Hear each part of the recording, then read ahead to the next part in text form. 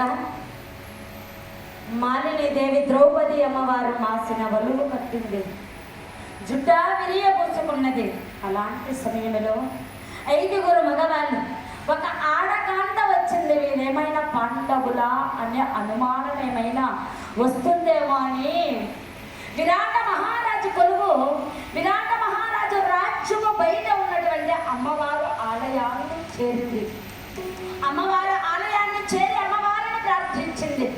అమ్మా, ఈ సంవత్సరం మా గుట్టు రట్టు కాకుండా చూసేటువంటి భారం మీదే తల్లి, మా గుట్టు రట్టు కాకుండా చూసేటువంటి భారం మీదే అని ఎప్పుడైతే అలాంటి సమయంలో ద్రౌపది అమ్మవారు ఈ సంవత్సరము గుట్టు రట్టు కాకుండా చూసేటువంటి భారం మీదే, ధర్మము కోసమని, ధర్మాన్ని నిలపడము కోసమని నా నాథులు కొలువు కూటానికి చేరారు.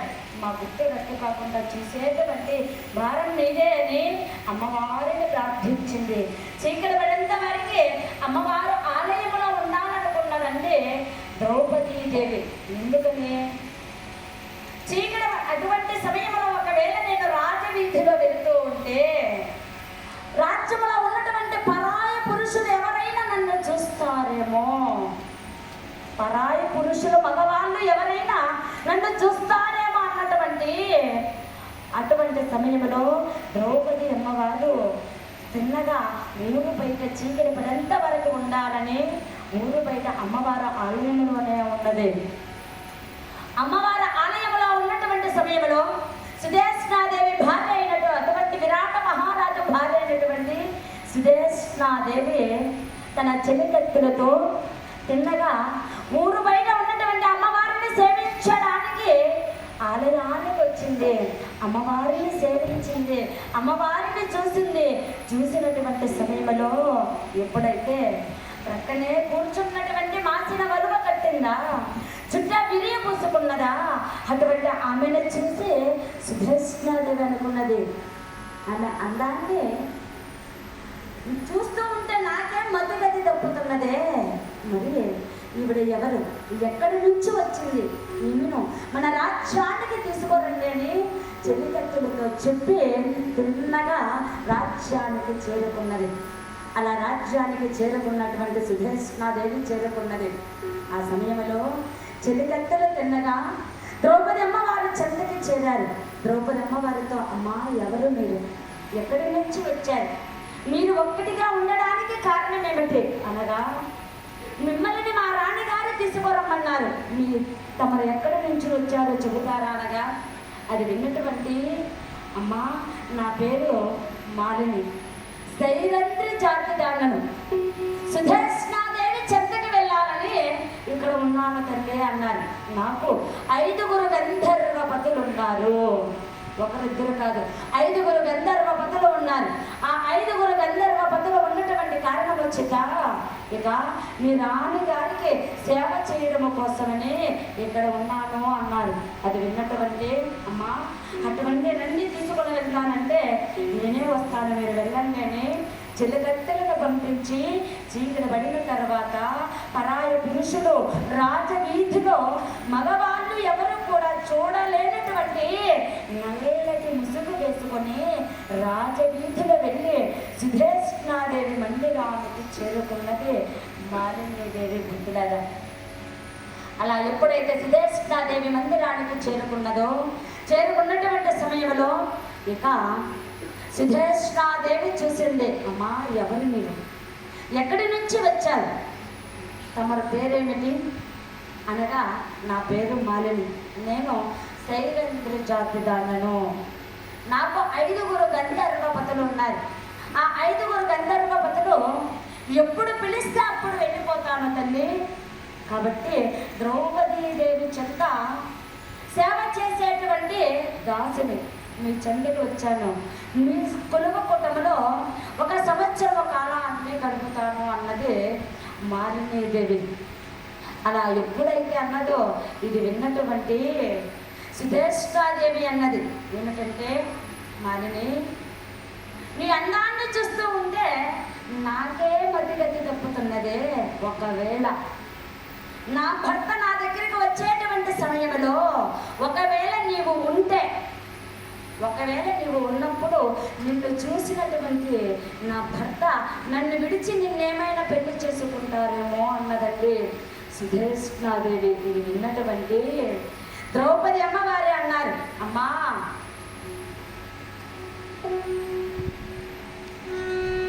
రాణి కావచ్చును కానీ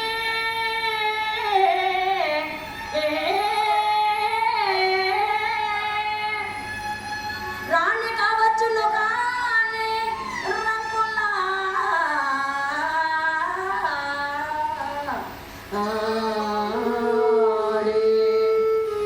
దాసిని కావచ్చును కానీ దాసిని కావచ్చును కానీ ధర్మపత్తి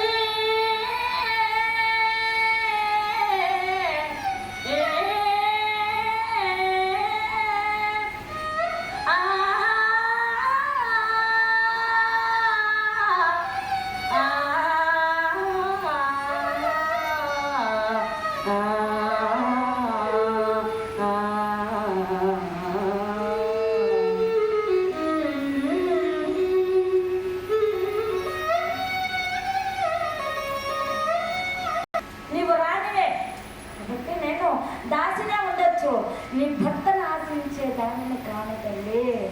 నాకు ఒకరు కాదు, ఇద్దరు కాదు, 5గురు గంధర్వపతులు ఉన్నారే. నాకు 5గురు గంధర్వపతులు ఎప్పుడు రమ్మన్నా అప్పుడు వెళ్ళిపోతాను తల్లి. తలదాల్చుకోవడానికి 1 సంవత్సరం నీ కొలువు కూటానికి వచ్చానే తప్ప మరొక భావముతో రాలేదు తల్లి. కాకపోతే నేను దాసిని కదా, దాసిని చేయవలసినటువంటి పని అయితే నేను చేస్తా. ఏమిటంటే చక్కగా చీర అల్లుతాను, చక్కగా జడలు అల్లుతాను, చక్కగా పూలు అల్లి మాలగా కట్టి నీ జడలు అలంకరింపచేస్తాను.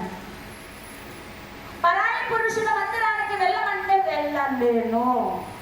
పరాయి పురుషులు ఎవరైనా వస్తే వాళ్ళ మందిరానికి వెళ్ళమంటే నేను వెళ్ళలేను.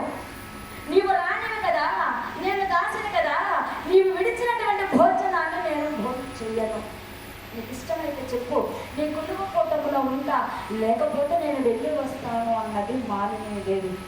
అలా ఎప్పుడైతే మాలినీదేవి అన్నదో అది విన్నటువంటి సుధేశ్వరాదేవి అన్నది, అమ్మా నీవేమి బాధపడవలసిన పని లేదు.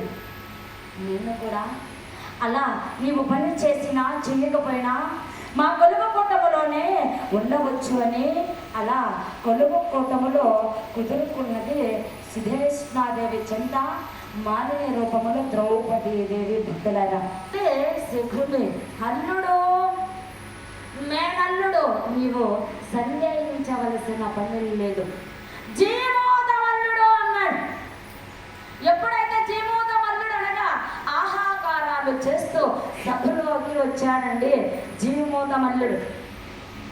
అటువంటి దండాల ప్రభు దండాలు జీమోదమల్లుడు.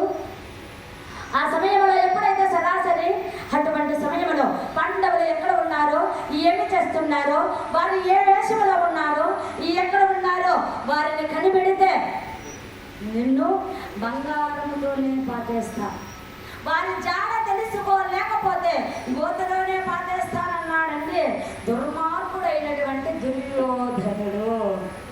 అలా ఎప్పుడైతే దుర్యోధనుడు అన్నాడో అది విన్నటువంటి అలాగే ప్రభు అని జీమోదమల్లుడు దుర్యోధనుడి దగ్గర సెలవు తీసుకుని తిన్నగా మళ్ళా యుద్ధము చేపట్టగలిగినటువంటి వాడండి జీమోదమల్లుడు.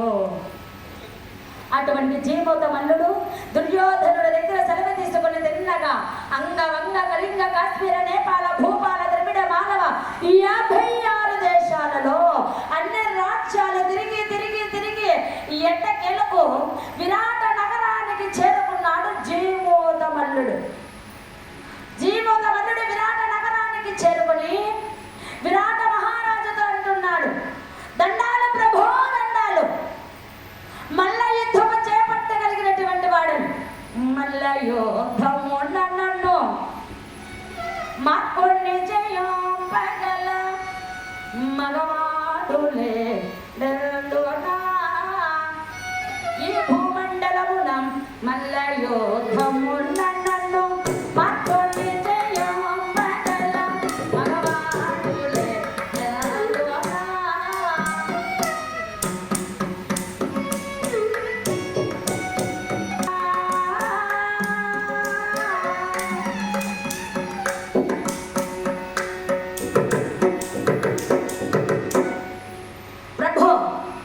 మల్ల యుద్ధము చేపట్టగలిగినటువంటి వాడులలో 56 దేశాలలో అంగవంగ కళింగ కాశ్మీర నేపాల భూపాల ద్రవిడ మాలవ 56 దేశాలలో మల్ల యుద్ధము చేపట్టగలిగినటువంటి వాడును నేను.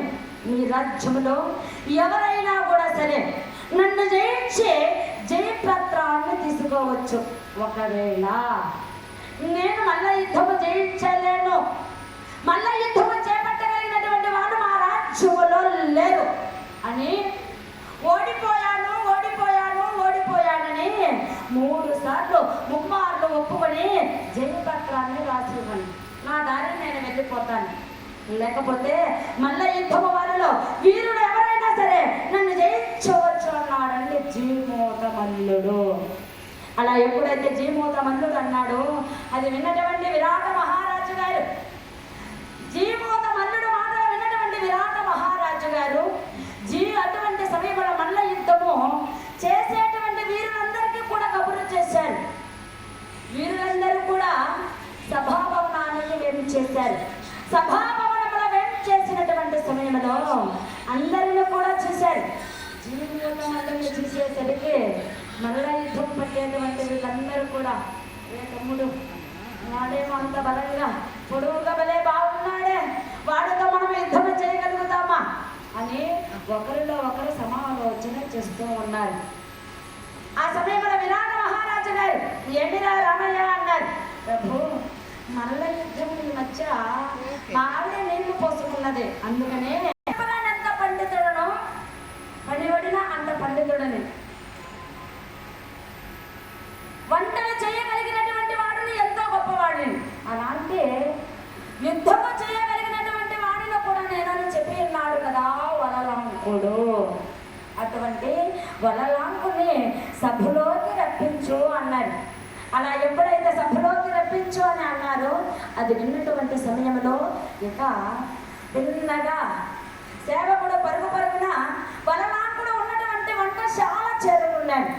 వంటశాల చేరుకున్నటువంటి సమయంలో మన భీమయ్య ఎలా ఉన్నాడంటే పప్పు చెట్ల అన్నం వేసి కాస్త కలుపుతూ ఉన్నాడు. ఉప్పు కాస్త తక్కువ వేసేసి ఇంకాస్త ఎక్కువ వేశాడు. కలుపుతూ ఉండగా వలలాంక అన్నాడు. వినవల్ల వలలాంక అన్నారు. అసలే వినవల్ల రే వలలాంక అన్నారు. ఎవరు అక్కడ అన్నారు. అలా అనేసరికి అటువంటి సమయంలో ప్రభు మిమ్మల్ని రాజుగారు పిలుస్తూ ఉన్నారు, వస్తారా అన్నారు. అలా ఎప్పుడైతే అన్నాడో అది విన్నటువంటి వలలాంకుడు రాజుగారు పిలుస్తున్నారా, రాజుగారు ప్రక్కన ఉన్నటువంటి కవుల వారు పిలిచారా అన్నారు. ఇద్దరు పిలిచారండి అన్నారు. అన్నగారు అనుమతి వచ్చింది కదా అని అప్పుడు లేచాడు. తిన్నగా కొలువు కూటానికి వచ్చాడు. కొలువు కూటానికి చేరుకున్నటువంటి సమయంలో ఎప్పుడైతే అటువంటి సమయంలో అన్నగారిని చూస్తున్నాడని మన భీమయ్య. ఎందుకని అన్నగారు అనుమతి కావాలి కదా, అన్నగారు అనుమతి వస్తే వాడితో యుద్ధము చేయొచ్చు.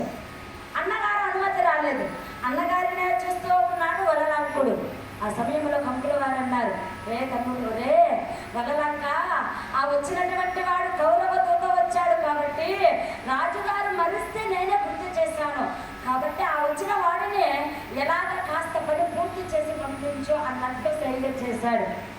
ఆ సైకిల్ అర్థం చేసుకున్నాడంటే మన భీమయ్య. చిన్నగా అటువంటి జీమూత మన్నుడితో యుద్ధానికి చేరుకున్నాడు. జీమూత మన్నుడు భీమసేనుల వారి వలన కూడా హోరాహోరిగా యుద్ధం చేస్తున్నారు. ఏ విధంగా కొండ ఢీకుంటే గొర్రెతల ఏ విధంగా పగిలి మరణిస్తుందో బలాచులైనటువంటి వారు నాగాయుధ బలుడైనటువంటి వాడు భీమసేనుల వారు, మహాబలము కలిగినటువంటి వాడు జీమూత మల్లుడు. అలాంటి సమయంలో హోరాహోరిగా యుద్ధం చేస్తూ ఉండగా భూముల బీటలు బారిపోతున్నాయి, సప్త సముద్రాలు అల్లకల్లోలం అయిపోతున్నాయి, ఆకాశం నల్లగా ఘూర్నిల్లిపోతున్నది. ఈ విధంగా హోరాహోరిగా యుద్ధం చేసినటువంటి సమయంలో తన పైకి వచ్చేటువంటి జీమూత మల్లుడిని పట్టుకున్నాడండి భీమసేనుల వారు. గిరిగిరా గిరిగిరా గిరిగిరా గిరిగిరా గిరిగిరా తిప్పి నిలబెట్టి 101 గుర్తుతూ ఉండగా ఆహాకారాలు చేస్తూ జీమూత మల్లుడు మరణించాడు. బుద్ధిరారా జై ఇందిరారమణ గోవింద, అంజనేయ వరద గోవింద, 7 కొండలవాడ వెంకటరమణ గోవింద. చక్కగా ఇంత అవకాశాన్ని కల్పించినటువంటి